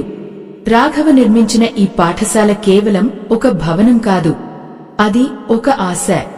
ఆశను చిదిమేయడానికి కాలం మళ్లీ సిద్ధమవుతోంది. మనం ఎదురుచూడాలి, ఆ పరమాత్మ లీలలు ఎలా ఉంటాయో చూడాలి. రాఘవ శివయ్యను లేవదీసి నెమ్మదిగా నడిపిస్తూ తన ఇంటివైపు తీసుకువెళ్లాడు. గ్రామస్థులు వారి వెంటే వెళ్లారు. ఆ వర్షంలో తడిసిన ఆ ఊరు ఇప్పుడు మలినాలన్నీ కడిగివేసినట్లుగా స్వచ్ఛంగా ఉంది. రాఘవ మనసులో ఒక మధురమైన శాంతి వెల్లివిరిసింది. అడ్డంకులు ఎందుకు వస్తున్నాయో ఇప్పుడు అతనికి పూర్తిగా తెలుసు. అవి మనలోని అహాన్ని కాల్చేసి మనల్ని పవిత్రమైన బంగారంలా మలచడానికి వచ్చే అగ్ని పరీక్షలు. ఆ పరీక్షలో రాఘవ నెగ్గాడు. కాని ముందున్నది ఇంకా కఠినమైన ప్రయాణం. ఆ ప్రయాణంలో అతనికి ఎదురయ్యే తదుపరి రహస్యం ఏమిటి? ఆ వర్షపు చినుకులు నేలను తాకుతూ ఒక మధురమైన సంగీతాన్ని వినిపిస్తుంటే శివయ్య కళ్లలో మాత్రం ఒక తెలియని అలజడి రేగుతోంది. తను ఎవరినైతే సర్వనాశనం చేయాలనుకున్నాడో ఆ రాఘవ చేతులే తన గాయాలకు మందు పూస్తుంటే అతని గుండె తరుక్కుపోతోంది. ఆ పాతబడి లోపల ఒక చిన్న దీపం వెలుగులో రాఘవ శివయ్య కాళ్లకు కట్టుకడుతున్నాడు. బయట గ్రామస్థులంతా నిశ్శబ్దంగా గమనిస్తున్నారు. ఆ నిశ్శబ్దంలో ఒక గొప్ప మార్పు చోటు చేసుకుంటోంది. అయ్యో, మనిషి లోపల ఉన్న అహంకారం ఎంత బలమైనదో! అది ఒక్కసారిగా కూలిపోయినప్పుడు కలిగే ఆ వేదన వర్ణనాతీతం. రాఘవ ముఖంలో ఎక్కడా ద్వేషం లేదు. తనను చంపడానికి చూసిన వ్యక్తిని కూడా ఒక ప్రాణంగానే చూస్తున్నాడు. శివయ్య గారు, మీరు నామీద పగ పెంచుకున్నారు, కాని నేను ఏనాడూ మీమీద కోపం పెంచుకోలేదు. మీరు అడ్డుపడ్డ ప్రతిసారీ నేను వెళ్తున్న దారిని సరిచూసుకోవడానికి ఆ పరమాత్మ నాకు ఒక అవకాశం ఇచ్చాడని భావించాను అని మెల్లగా అన్నాడు. ఆ మాటలు విన్న శివయ్య గొంతులో మాట పెగలలేదు. అతని కళ్లలో నీళ్లు తిరుగుతున్నాయి. రాఘవా, నన్ను క్షమించు. నాకున్న అధికారం, నాకున్న ధనం నన్ను అంధుడిని చేశాయి. కాని ఈరోజు ఆ పిడుగు నా కళ్లు తెరిపించింది అని విలపించాడు. ఎంతటి ఆవేదన! ఒక మనిషి తన తప్పును తెలుసుకున్నప్పుడు కలిగే ఆ పశ్చాత్తాపం గంగానది కంటే పవిత్రమైనది. ప్రేక్షకులారా, అడ్డంకులు మనల్ని కేవలం వెనక్కి నెట్టవు, అవి మనల్ని మనం లోపలికి చూసుకునేలా చేస్తాయి. రాఘవ జీవితంలో అడ్డంకులు రావడం వల్లే అతను ఈరోజు ఒక గ్రామాన్ని ఏకం చేయగలిగాడు, ఒక క్రూరుడిని మనిషిగా మార్చగలిగాడు. ఒకవేళ రాఘవకు అన్నీ సులభంగా దొరికి ఉంటే ఈ పాఠశాల కేవలం ఒక భవనంగా మిగిలిపోయేది. కాని ఈరోజు ఇది ఒక ధర్మ క్షేత్రంగా మారింది. ఆ నిశ్శబ్ద రాత్రిలో ఆ దీపం వెలుగులో ఆ నెమలి పించం మళ్లీ మెరిసింది. ఆ మెరుపు చూసిన శివయ్య ఆశ్చర్యపోయాడు. రాఘవా, ఆ పించం ఎక్కడిది? దాని నుండి ఏదో ఒక వింతైన కాంతి వస్తోంది అని అడిగాడు. రాఘవ ఆ పించాన్ని చూసి చిరునవ్వు నవ్వి, ఇది ఆ పరమాత్మ నాకు ఇచ్చిన కానుక. నేను దారి తప్పినప్పుడు దిశను మార్చుకోవాలని గుర్తుచేసిన సంకేతం అని చెప్పాడు. ఆ రాత్రి గడుస్తున్న కొద్దీ రాఘవకు ఒక కొత్త విషయం అర్థమైంది. అడ్డంకులు ఎప్పుడు వస్తాయో తెలుసా? మన లక్ష్యం గొప్పదైనప్పుడు, మనలో ఆ లక్ష్యాన్ని సాధించే అర్హత ఇంకా రానప్పుడు ఆ పరమాత్మ మనల్ని చెక్కుతాడు. ఒక్కొక్క అడ్డంకి మనలోని ఒక్కో మాలిన్యాన్ని వదిలిస్తుంది. లోభం, మోహం, అహం ఇవన్నీ ఒక్కొక్కటిగా రాలిపోయినప్పుడే మనం ఆ పరమాత్మ కోరుకున్న దారిలో ప్రయాణించగలము. మరుసటి రోజు ఉదయం ఓరంతా ఒక వింతైన ఉత్సాహంతో ఉంది. శివయ్య స్వయంగా గ్రామస్థుల ముందుకు వచ్చాడు. అతని నడకలో ఇప్పుడు అహంకారం లేదు.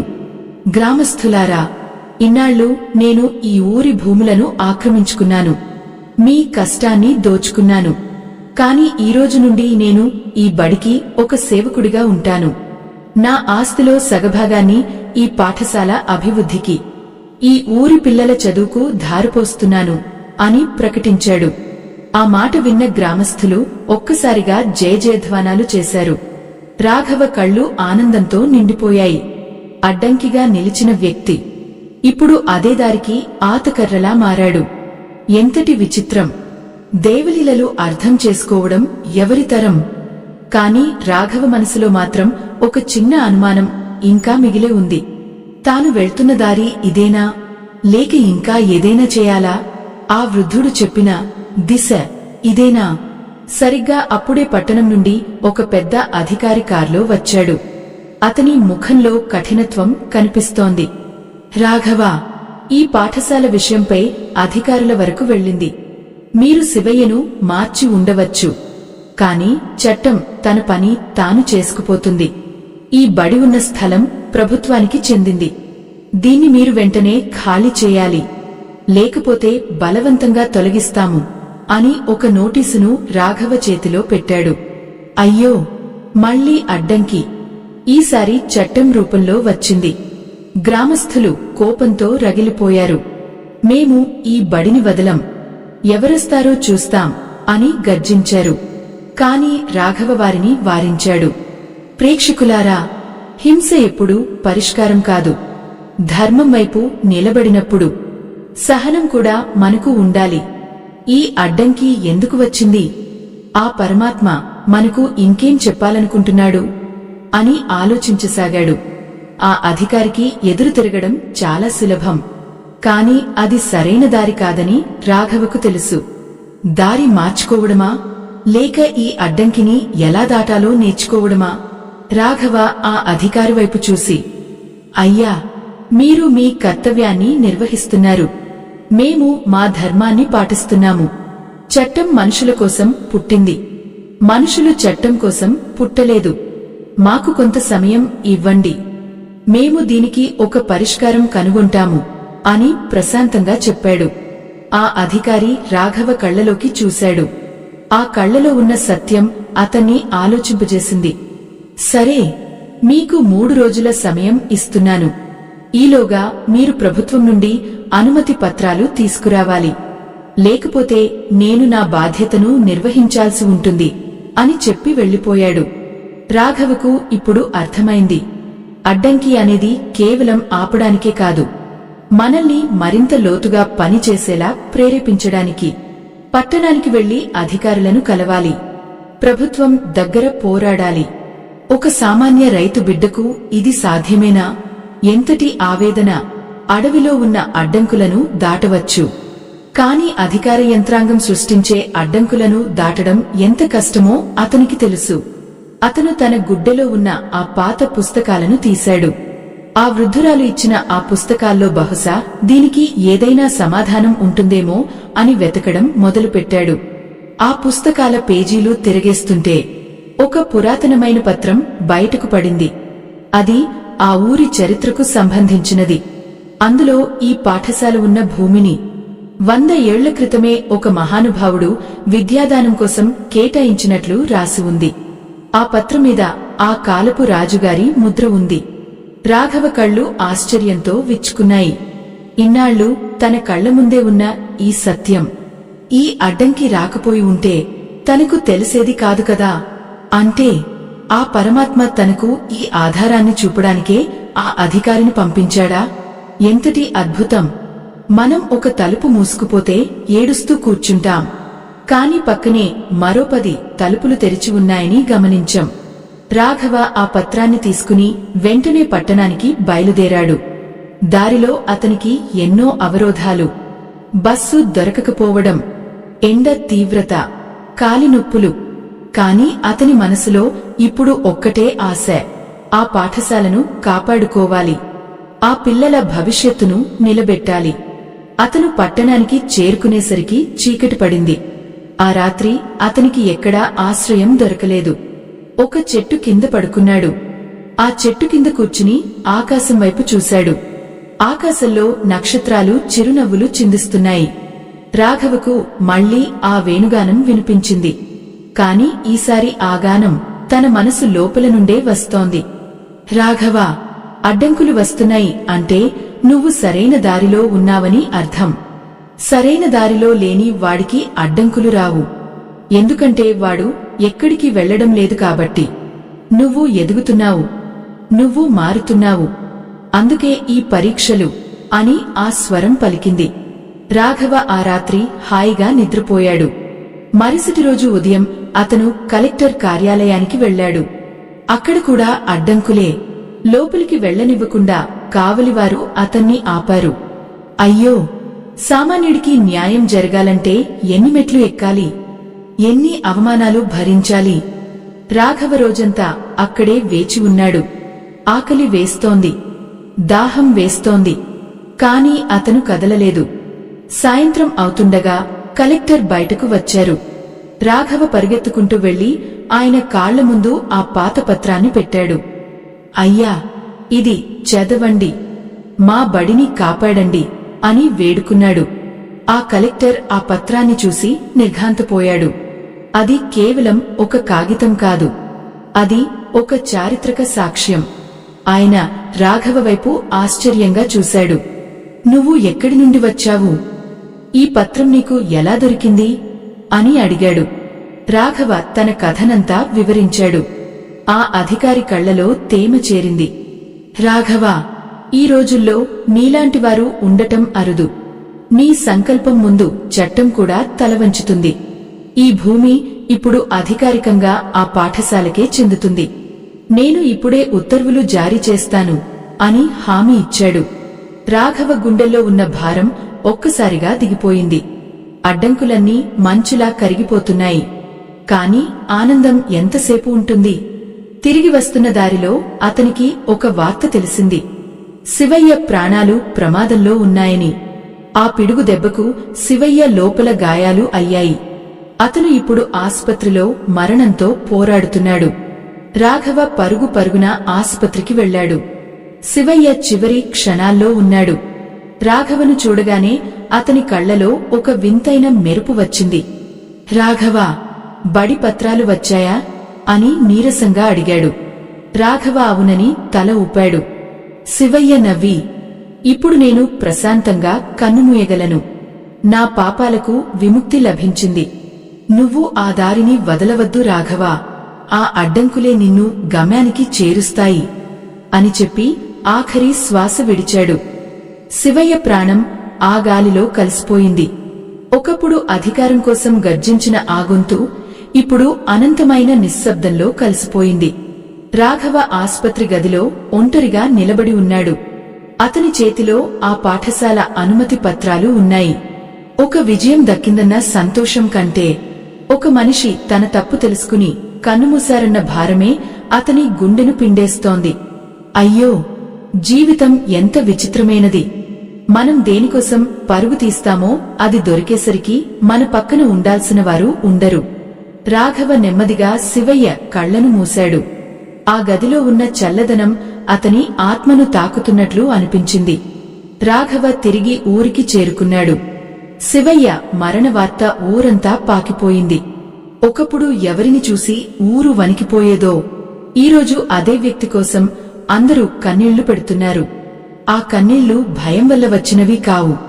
అతను చివరి నిమిషంలో చూపిన మార్పు వల్ల కలిగిన గౌరవం. శివయ్య అంతిమయాత్రలో రాఘవ ముందుండి నడిచాడు. శత్రువుని కూడా తన వాడిగా మార్చుకోగలిగిన ఆ గొప్ప మనసు రాఘవది. ఆ శ్మశాన వాటికలో మంటలు ఎగసిపడుతుంటే రాఘవకు తన పాత జీవితం కూడా ఆ మంటల్లో కాలిపోతున్నట్లు అనిపించింది. అతనిలోని అహంకారం, ఫలితం మీద ఉన్న ఆశ అన్నీ బూడిద అయిపోతున్నాయి. ఎంతటి ఆవేదన! ఒక మనిషి కాలిబూడిద అవ్వడానికి కొన్ని గంటలు చాలు, కాని ఒక మంచి ఆలోచన కలకాలం నిలిచిపోతుంది. శివయ్య మరణం తర్వాత ఆ ఊరి రూపురేఖలు మారిపోయాయి. శివయ్య వీలునామా ప్రకారం అతని ఆస్తిలో సగం ఆ పాఠశాల పేరు మీదకు మారింది. రాఘవ ఇప్పుడు కేవలం ఒక గురువు మాత్రమే కాదు, ఆ ఊరి ఆశల వారధి. పాఠశాల నిర్మాణం వేగంగా సాగుతోంది. గోడలకు రంగులు అద్దుతున్నారు. ప్రతి గదిలో పిల్లల నవ్వులు ప్రతిధ్వనిస్తున్నాయి. రాఘవ స్వయంగా మట్టిని మోస్తూ, ఇటుకలు పేరుస్తూ ఆ భవనానికి ప్రాణం పోస్తున్నాడు. అతని కష్టాన్ని చూసి ప్రకృతి కూడా పులకించిపోతోంది. ప్రేక్షకులారా, ఒక్కసారి ఆలోచించండి. రాఘవకు మొదట్లోనే విజయం దక్కి ఉంటే అతను ఇంతటి పరిణతి సాధించేవాడా? అడ్డంకులు రావడం వల్లే కదా అతను సహనాన్ని నేర్చుకున్నాడు. అడ్డంకులు రావడం వల్లే కదా అతను ఒక క్రూరుడిని మిత్రుడిగా మార్చుకోగలిగాడు. మన జీవితంలో కూడా ప్రతి అడ్డంకి మనల్ని ఒక మెట్టుపైకి ఎక్కించడానికి వస్తుంది. కాని మనం ఆ మెట్టును చూసి భయపడి కిందనే ఉండిపోతాం. రాఘవ మాత్రం ఆ మెట్లనే తన గమ్యానికి మార్గాలుగా మార్చుకున్నాడు. ఆ నిశ్శబ్ద సాయంత్రం వేళ అతను ఆ పాఠశాల అరుగుమీద కూర్చుని ఆకాశం వైపు చూశాడు. సనాతన ధర్మాన్ని కాపాడే ఈ మహాయజ్ఞంలో ఆ పరమాత్మ మీకు ఇచ్చిన దాంట్లో మీ గుండెకు అనిపించిన చిన్న సాయాన్ని వీడియో చివర్లో ఉన్న స్కానర్ ద్వారా అందించి భగవంతుని ఆశీస్సులు పొందండి. ఆ నిధులు రాఘవలాంటి ఎంతోమంది నిరుపేద బిడ్డల చదువుకు, మన సంస్కృతిని కాపాడటానికి ఉపయోగపడతాయి. రాఘవ తన జేబులో ఉన్న ఆ నెమలి పింఛాన్ని బయటకు తీశాడు. అది ఇప్పుడు మునుపటి కంటే 10 రెట్లు ఎక్కువ ప్రకాశిస్తోంది. ఆ పింఛం నుండి ఒక మధురమైన సువాసన వస్తోంది. ఆ వాసన అతని మనసును పరవశింపజేస్తోంది. అప్పుడే అతనికి ఒక వింతైన ఆలోచన వచ్చింది. ఈ పింఛం నాకు ఆ దేవాలయంలో దొరికింది. ఆ వృద్ధుడు నాకు దారి చూపాడు. ఆ వృద్ధురాలు నాకు పుస్తకాలు ఇచ్చింది. వీరంతా ఎవరు? అసలు వారు మనుషులేనా లేక ఆ పరమాత్మ రూపాలా? రాఘవకు ఆ సత్యం తెలుసుకోవాలనిపించింది. అతను మళ్లీ ఆ పాత దేవాలయం వైపు నడిచాడు. అది అమావాస్య రాత్రి. కాని ఆ దేవాలయం మాత్రం ఒక వింతైన కాంతితో వెలిగిపోతోంది. రాఘవ లోపలికి వెళ్లాడు. గర్భాలయంలో ఈసారి దీపం వెలగడం లేదు. కాని ఆ విగ్రహం వెనుక నుండి ఒక గొప్ప వెలుగు వస్తోంది. ఆ వెలుగులో ఒక ఆకారం కనిపిస్తోంది. అది ఆ వృద్ధుడి ఆకారం కాదు, ఆ వృద్ధురాలి రూపం కాదు. అది ఒక దివ్యమైన రూపం. నెమలి పింఛం ధరించి, చేతిలో వేణువు పట్టుకుని చిరునవ్వు చిందిస్తున్న ఆ పరమాత్మ రూపం. రాఘవ కళ్ళు చెమ్మగిల్లాయి. అతను మోకాళ్ల మీద కూలబడిపోయాడు. కృష్ణ, ఇన్నాళ్లు నా పక్కనే ఉండి నన్ను నడిపించావా? నా అడుగులకు అడ్డంకులు వేసింది నువ్వేనా అని గద్గద స్వరంతో అడిగాడు. ఆ విగ్రహం నుండి ఒక స్వరం వినిపించింది. అవును రాఘవా, నీ అడుగులకు అడ్డంకులు వేసింది నేనే. ఎందుకంటే నువ్వు వెళ్తున్న దారి నీ భౌతిక సుఖాల వైపు ఉంది. కాని నీ ఆత్మ ఉన్నతమైనది. నువ్వు ఒక చిన్న వ్యాపారంలో నష్టపోయావని ఏడ్చావు. కాని నీకు ఒక గొప్ప జ్ఞానాన్ని ఇవ్వాలని నేను ఆ అడ్డంకిని సృష్టించాను. నీ స్నేహితులు నిన్ను మోసం చేశారని కుమిలిపోయావు. కాని నిజమైన బంధం ఏమిటో నీకు చూపడానికి ఆ అడ్డంకి అవసరమైంది. శివయ్య నీకు శత్రువుగా మారాడు. కాని నీలోని కరుణను బయటకు తీయడానికి అతన్ని ఒక అడ్డుగోడగా నిలబెట్టాను. రాఘవా, అడ్డంకులు అనేవి నిన్ను ఆపడానికి రావు, నీ దిశను మార్చడానికి వస్తాయి. నది తన ప్రవాహంలో రాళ్లను చూసి ఆగిపోతే అది సముద్రాన్ని చేరలేదు. ఆ రాళ్లను దాటుకుంటూ వెళ్తేనే దానికి సముద్రం దక్కుతుంది. ఎంతటి పరమ సత్యం! రాఘవకు ఇన్నాళ్లు తన మనసును తొలిచిన ప్రశ్నలన్నిటికీ సమాధానం దొరికింది. మనం పడే కష్టం, మనం అనుభవించే బాధ అన్నీ ఆ పరమాత్మ ప్రణాళికలో భాగమే. మనకు ఏది అవసరమో ఆయనకు తెలుసు. మనం ఏది కోరుకుంటామో అది ఆయన ఇవ్వడు.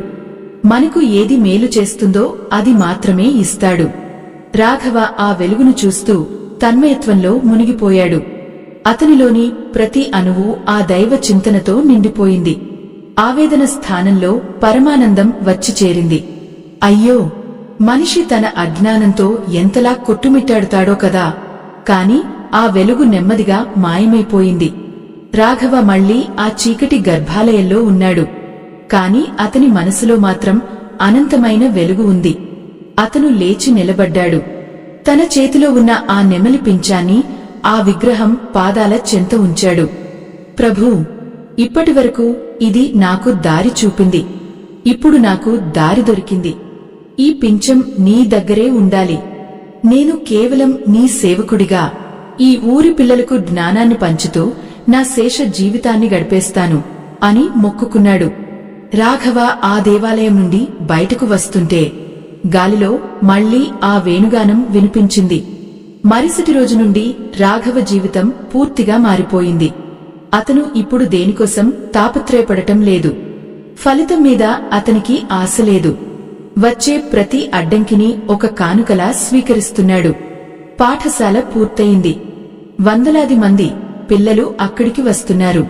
రాఘవ వారికి కేవలం అక్షరాలు నేర్పడం లేదు, జీవిత సత్యాలను బోధిస్తున్నాడు. అడ్డంకులు ఎందుకు వస్తున్నాయో వారికి కథలుగా చెప్తున్నాడు. ఆ ఊరు ఇప్పుడు ఒక ఆధ్యాత్మిక క్షేత్రంగా మారిపోయింది. చుట్టుపక్కల గ్రామాల నుండి కూడా ప్రజలు రాఘవ మాటలు వినడానికి వస్తున్నారు. ఒక సామాన్య మనిషి అడ్డంకులను ఎదుర్కొంటూ తన దిశను మార్చుకుని ఎలా ఒక మహనీయుడిగా మారాడో ఆ ఊరే ఒక సాక్ష్యం. కాని ఈ కథ ఇక్కడితో ఆగిపోదు. రాఘవకు ఒక ఆఖరి పరీక్ష ఎదురుకాబోతోంది. ఆ పరీక్ష ఏమిటి? ఆ పరీక్షలో అతను నెగ్గుతాడా లేక మళ్లీ అపజయానికి లోనవుతాడా? దైవం మనల్ని గమ్యానికి చేర్చే ముందు ఇచ్చే ఆఖరి హెచ్చరిక ఏమిటి? ప్రేక్షకులారా, ఈ రహస్యాన్ని తెలుసుకోవాలంటే మనం రాఘవ జీవితంలోని ఆ చివరి మలుపును చూడాలి. నిశ్శబ్దంగా గమనించండి. మీ జీవితంలో కూడా ఆ మలుపు ఉండవచ్చు. ప్రతి మనిషి తన జీవితంలో ఒక స్థాయికి చేరాక తనను తాను మర్చిపోయే ప్రమాదం ఉంటుంది. అహంకారం మళ్లీ బూసలు కొడుతుంది. రాఘవకు ఇప్పుడు కీర్తి ప్రతిష్టలు పెరిగాయి. అందరూ అతన్ని దైవంగా చూస్తున్నారు. ఈ గౌరవం అతన్ని మార్చేస్తుందా? తన అసలు దిశను అతను మర్చిపోతాడా?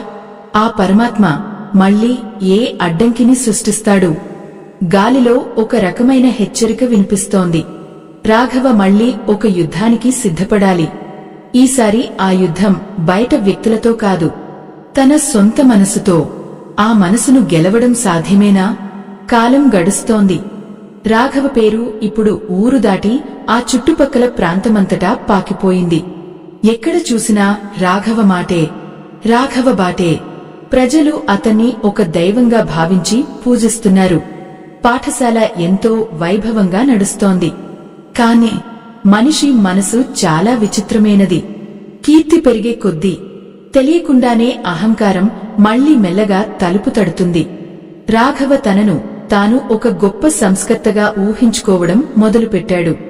నేను వచ్చాకే ఈ ఊరు బాగుపడింది. నేను కష్టపడ్డాను కాబట్టే ఈ పిల్లలకు భవిష్యత్తు దొరికింది అన్న ఆలోచనలు అతని మనసులో విషపు వేళ్లలా నాటుకుంటున్నాయి. అయ్యో, మనిషి ఎంత ఎదిగినా తన మూలాలను మర్చిపోతే ఆ పతనం ఎంతో దూరంలో ఉండదు. ఆ సంవత్సరం వర్షాలు మొహం చాటేశాయి. ఆకాశంలో మబ్బులు కనిపిస్తున్నాయి కాని చినుకు మాత్రం నేలను తాకడం లేదు. ఊరి చెరువులు ఎండిపోయాయి. పశువులు దాహంతో అల్లాడిపోతున్నాయి. పంటలు ఎండిపోయి రైతుల కళ్లలో మళ్లీ పాత భయం కనిపిస్తోంది. పాఠశాలలోని పిల్లలు కూడా నీటి కోసం ఇబ్బంది పడుతున్నారు. అందరూ రాఘవ దగ్గరకు వచ్చారు. గురువుగారు, మీరే ఏదో ఒకటి చేయాలి. మీ మాట వింటే ఆ దైవం కూడా వింటాడు, ప్రభుత్వం కూడా వింటుంది అని వేడుకున్నారు. రాఘవకు ఆ మాటలు వినగానే ఒక రకమైన గర్వం కలిగింది. తనకున్న పేరును ఉపయోగించి ఏదైనా చేయగలనని అతను ధీమాగా పట్టణానికి బయలుదేరాడు. కాని ఆశ్చర్యం, పట్టణానికి వెళ్లిన రాఘవకు అన్నీ మూసుకున్న తలుపులే కనిపించాయి. ప్రభుత్వ కార్యాలయాల్లో అతన్ని ఎవరూ పట్టించుకోవడం లేదు. ఇన్నాళ్లు తనను పొగడినవారు ఇప్పుడు ముఖం చాటేస్తున్నారు. దారి పొడుగునా అడ్డంకులే, ప్రయాణ వాహనం ఆగిపోవడం, చేతిలో ఉన్న ధనం పోగొట్టుకోవడం, అధికారుల నిర్లక్ష్యం. రాఘవకు అర్థం కావడం లేదు. నేను మంచి పని కోసమే కదా వెళ్తున్నాను, నా పట్ల ఈ కాలం ఎందుకు ఇంత కఠినంగా ఉంది అని మళ్లీ పాత ఆవేదన మొదలైంది. ఎంతటి ఆవేదన! ఒకప్పుడు తనని తాను త్యాగం చేసుకున్న రాఘవ ఈరోజు తన కీర్తిని కాపాడుకోవడానికి పడుతున్న తపన అతన్ని కుంగదీస్తోంది. రాఘవ అలసిపోయి, ఆకలితో, దాహంతో ఆ ఊరి పొలిమేరల్లో ఉన్న అదే పాత దేవాలయం మెట్లమీద కూలబడిపోయాడు. రాత్రి పడింది. ఆకాశం నిర్మలంగా ఉంది, కాని చుక్కలు కూడా వెక్కిరిస్తున్నట్లుగా ఉన్నాయి. రాఘవ గుండెల్లో ఒక గొప్ప యుద్ధం జరుగుతోంది. తనను తాను ఒక గొప్ప వ్యక్తిగా భావించినందుకు ఆ పరమాత్మ మళ్లీ ఈ అడ్డంకులను సృష్టించాడా? తన దిశ మళ్లీ తప్పిందా? అవును, ఈసారి దిశ బయట ప్రపంచంలో తప్పులేదు, తన అంతరాత్మలో తప్పింది. తాను కేవలం ఒక పాత్రధారిని అన్న సత్యాన్ని మర్చిపోయి తానే సూత్రధారిని అనుకోవడం ఎంతటి పొరపాటు! సనాతన ధర్మాన్ని కాపాడే ఈ మహాయజ్ఞంలో ఆ పరమాత్మ మీకు ఇచ్చిన దాంట్లో మీ గుండెకు అనిపించిన చిన్న సాయాన్ని వీడియో చివర్లో ఉన్న స్కానర్ ద్వారా అందించి భగవంతుని ఆశీస్సులు పొందండి. రాఘవ ఆ చీకటిలో గర్భాలయం వైపు చూశాడు. అక్కడ దీపం లేదు, వెలుగులేదు, కేవలం శూన్యం. అతను ఆ శూన్యంలోకి తన అహంకారాన్ని విసిరివేస్తూ, కృష్ణ, నన్ను క్షమించు, నేను మళ్లీ దారి తప్పాను. నీ పేరుతో నా పేరును వెతుక్కున్నాను. ఈ ఊరి పిల్లల ఆకలి తీర్చడం నా వల్ల కాదు, నీ వల్ల మాత్రమే అవుతుంది. నేనేమీ చేయలేను, అంతా నువ్వే అని సాష్టాంగ నమస్కారం చేశాడు. ఆ నిశ్శబ్దంలో అతని కన్నీళ్లు ఆ నేలను తడిపాయి. సరిగ్గా అప్పుడే గాలిలో ఒక మార్పు వచ్చింది. ఎక్కడి నుండి వచ్చాయో తెలియదు. నల్లని మబ్బులు ఆకాశాన్ని కమ్మేశాయి. ఉరుములు, మెరుపులు. ఒక్కసారిగా పెద్ద వర్షం మొదలైంది. ఆ వర్షం కేవలం నేలను మాత్రమే కాదు, రాఘవ మనసులోని అహంకారాన్ని కూడా కడిగివేసింది. రాఘవ ఆ వర్షంలో తడుస్తూ గర్భాలయం నుండి వినిపిస్తున్న ఆ మధురమైన వేణుగానాన్ని మళ్లీ విన్నాడు. ఈసారి ఆ గానంలో ఒక మందలింపు లేదు, ఒక లాలింపు ఉంది. నాయనా, అడ్డంకులు వస్తున్నాయి అంటే నువ్వు నాకు దూరమవుతున్నావని అర్థం. నేను నిన్ను మళ్లీ నా దగ్గరకు పిలవడానికే ఆ అడ్డంకులను ఒక రక్షణ కవచంలా పంపిస్తాను అని ఆ స్వరం పలికింది. ప్రేక్షకులారా, ఈ కథలో మనం తెలుసుకోవాల్సిన పరమ సత్యం ఇదే. మన ప్రయత్నంలో ఎన్ని అడ్డంకులు వచ్చినా అవి మనల్ని కృంగదీయడానికి కావు, మనల్ని సరైన మార్గంలో పెట్టడానికి వస్తాయి. మనం ఎప్పుడైతే ఫలితం మీద మమకారం వదిలేసి కర్తవ్యాన్ని దైవార్పితం చేస్తామో అప్పుడు అడ్డంకులే మనకు సోపానాలు అవుతాయి. రాఘవ జీవితం మనందరికీ ఒక పాఠం. ఎంతటి ప్రయత్నం చేసినా అపజయం ఎదురవుతుంటే అది మనం తప్పుడు దిశలో ఉన్నామని చెప్పే ఆ పరమాత్మ హెచ్చరిక. దాన్ని గ్రహించి మన మనసును దైవం వైపు మళ్లిస్తే అసాధ్యమైనది ఏదీ లేదు.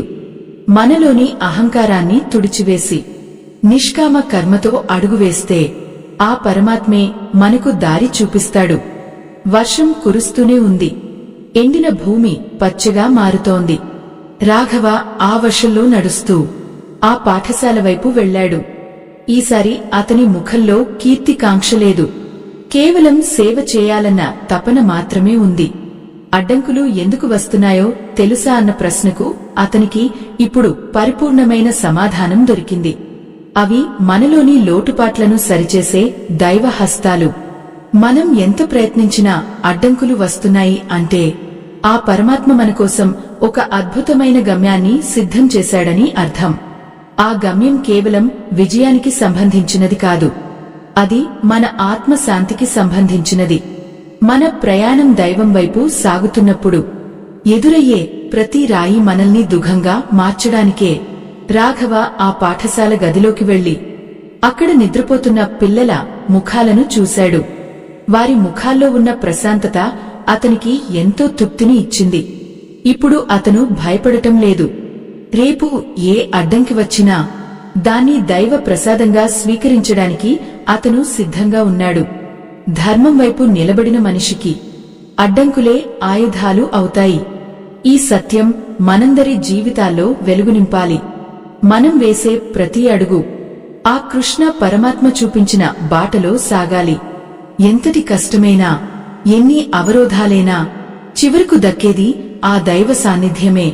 అడ్డంకులను చూసి ఆగిపోకండి. అవి మీకు దిశను చూపిస్తున్నాయి.